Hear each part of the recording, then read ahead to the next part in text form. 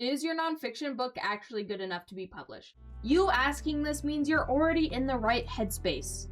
Hi, I'm Jean, and I'm an indie author with 3 published books. And I have about 50 work-in-progress books that will most likely never see the light of day. But how do I decide which books see the world and which don't? First, let's get something out of the way.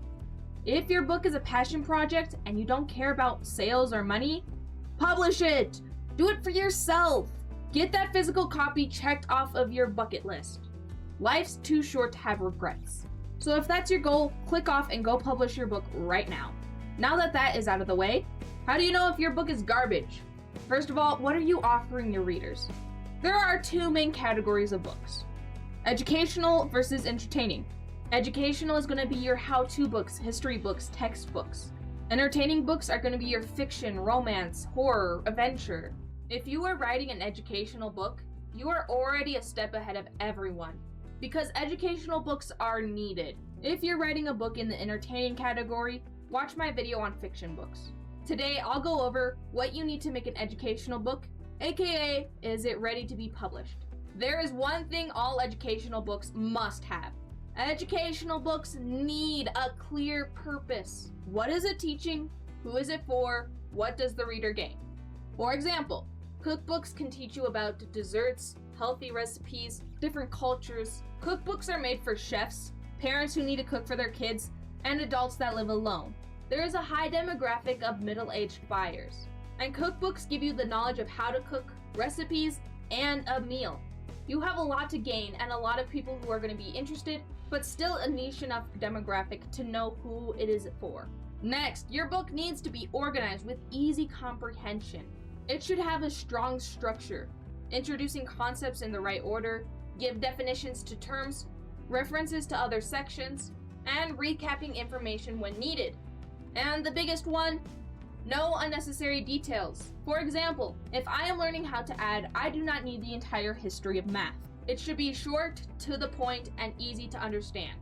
But we also need proof. You need to give examples, real information, and research. If you can, you should have multiple credible sources, fact-checked information, updated information, charts, diagrams, anything factual to prove your point. Remember, this is just facts, no opinions. Unless it requires your opinions, like which recipe is the best to put in your cookbook. The book should guide readers, using steps, tips, and exercises. Lastly, your book should relate to readers. There should be a relatable tone, encouragement, inclusion of personal experiences, and offer guidance to the reader. At the end of the day, people who read educational books want to learn something about themselves, the world, others, and so forth. If you have something to teach or share that'll help someone, you should. Educational books can be hard to create because of the time put into research and making sure it's easy to comprehend.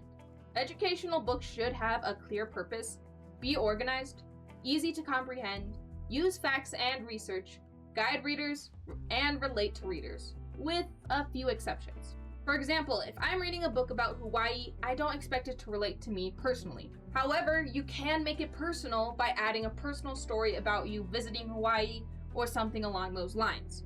It takes a long time to perfect, but you can and should publish your educational book. As long as you have a deep understanding of the subject, want to help others, and have the ability to write in a teachable way, you should do it. You can turn your passion and experiences into something people can learn from. I hope you found this helpful. Bye!